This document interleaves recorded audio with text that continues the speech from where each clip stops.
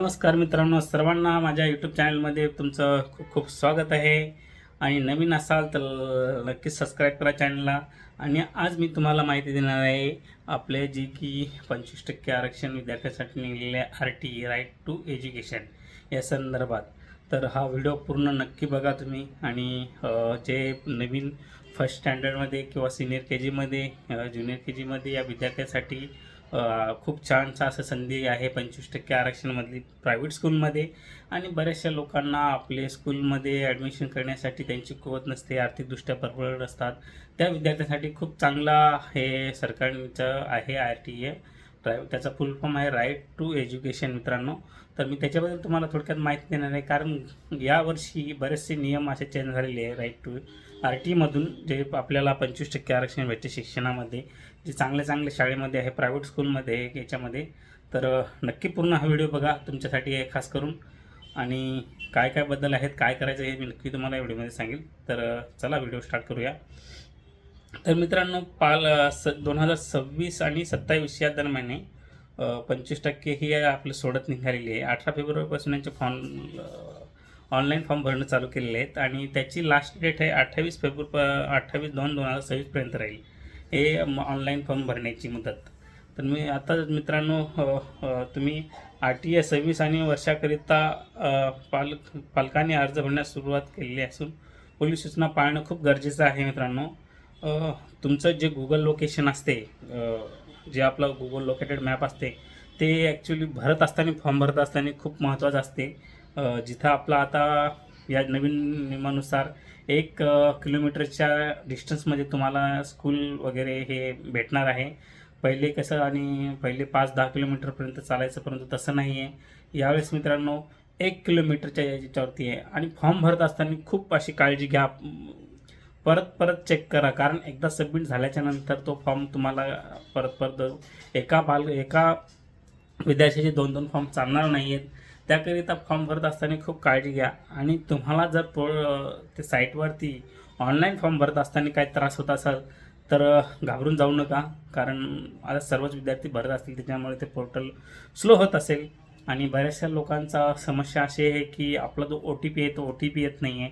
तर त्याचीही काळजी करू नका. तुम्ही रजिस्ट्रेशनमध्ये तुम्ही त्या साईटवरती गेल्याच्यानंतर, तिथे गेल्याच्यानंतर तुम्ही विद्यार्थ्याचं नाव पूर्ण डिटेल टाकल्याच्यानंतर, डेट ऑफ बर्थ टाकल्याच्यानंतर ते कॅप्चा भरून काढायचं आहे.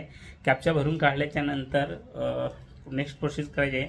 तुम्हाला OTP जरी नाही आला तर नंतर तुम्ही रजिस्ट्रेशन, तुम्हाला ॲप्लिकेशन ID आणि हा नंबर आल्याच्यानंतर तुम्ही तिथे ॲप्लिकेशन ID टाकून पासवर्ड वगैरे याच्यासाठी तुम्हाला परत एक OTP येईल. तो OTP तुम्ही टाका. बिलकुल घाबरून जायची गरज नाही आहे.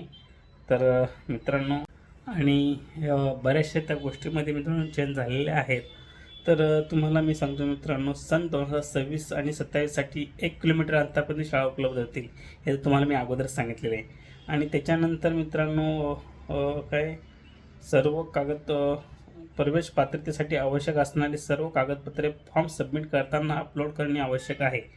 तर जे तुम्ही डॉक्युमेंट भरत असाल, म्हणजे ते दाखवलं, तर सगळे कागदपत्र तुमच्याकडे रेडी असले पाहिजेत. आणि ते ऑनलाईन तुम्हाला अपलोड करायचे आहेत सर्वांचे. आणि मित्रांनो, आता नेक्स्ट बघा, तुम्हाला अर्ज भरत असताना आवश्यक कागदपत्र पालकांनी तयार ठेवावी. लॉटरी लागली आणि कागदपत्र नसतील तर प्रवेश रद्द होऊ शकते. तर मित्रांनो, जे तुम्ही ऑनलाईन अर्ज भरत असताना आवश्यक कागदपत्र तयार ठेवावेत. लॉटरी लागल्यानंतर जे तुमच्याकडे जर कागदपत्र नसले तर तुमचं लॉटरी रद्द होऊ शकते, ही काळजी घ्या मित्रांनो. आणि अर्ज भरून झाल्यावर जर तो चुकत असेल, समजले असेल, तर पहिले अर्ज सबमिट करण्यापूर्वी डिलीट करावा आणि नवीन अर्ज भरावा. तुम्हाला जर मित्रांनो असं काय वाटत असेल की बाबा हा फॉर्म भरल्याच्या नंतर की त्याच्यामध्ये कुठं तुम्हाला चुकीचं काय वाटत असेल, ते चेक करून परत डिलीट करून परत फॉर्म भरू शकता. परंतु एकदा तुम्ही सबमिट केल्याच्यानंतर मग काही करू शकत नाही. त्यासाठी काळजीपूर्वक बघा, व्यवस्थित बघा. आणि तुम्हाला खात्री पटल्याच्या नंतरच, तुम्हाला जर ओके वाटलं त्याच्यानंतरच करा. आणि विशेष म्हणजे तुम्ही जे काय तुम्ही ॲड्रेस वगैरे टाकत असाल, 1 किलोमीटरच्या लोकेशनमध्ये तुम्ही पहिले ठरवा. आणि तिथे जे तुम्हाला समजा जर तिथे ॲड्रेस प्रूफ समजा तुमचा काय नसेल तर रेंट अग्रीमेंट वगैरे चालते, मुलांचं आधार कार्ड आणि त्याचं बर्थ सर्टिफिकेट वगैरे हे लागेल तुम्हाला, तुमचं आधार कार्ड वगैरे लागेल, तुमच्या आधार कार्डची गरज आहे तिथे.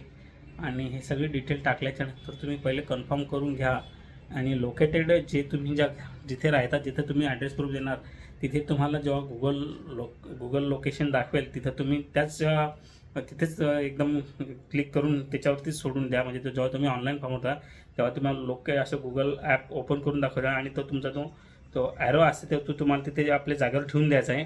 कारण ते लोकेशन मापत असताना हवेतलं लोकेशन असते, त्याच्यानुसार तुम्हाला त्याची काउंट केले जाते 1 किलोमीटरच्या जागा. आणि कन्फर्म करून घ्या.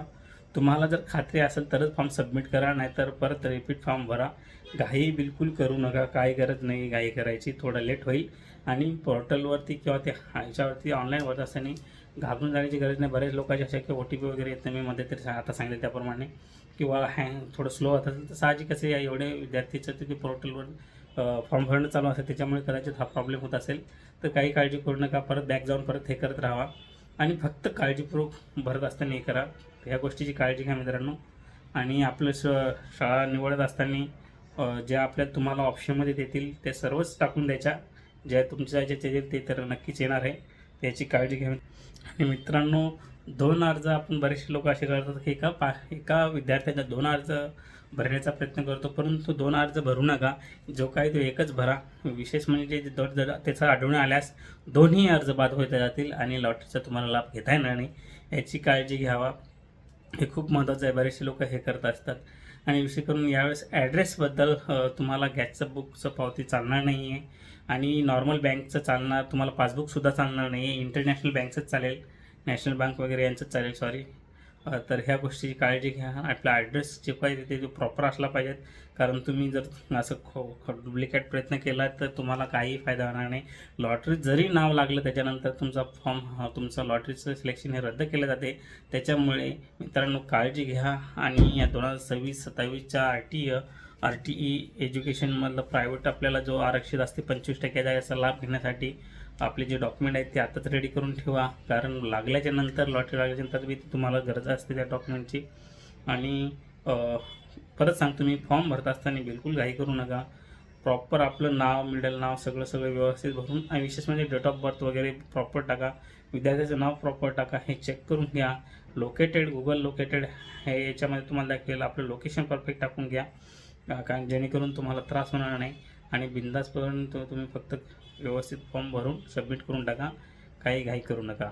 तर चला मित्रांनो, हा व्हिडिओ नक्की आवडला असेल शेअर करा, सबस्क्राईब करा, लाईक करा. आणि चला, जय महाराष्ट्र.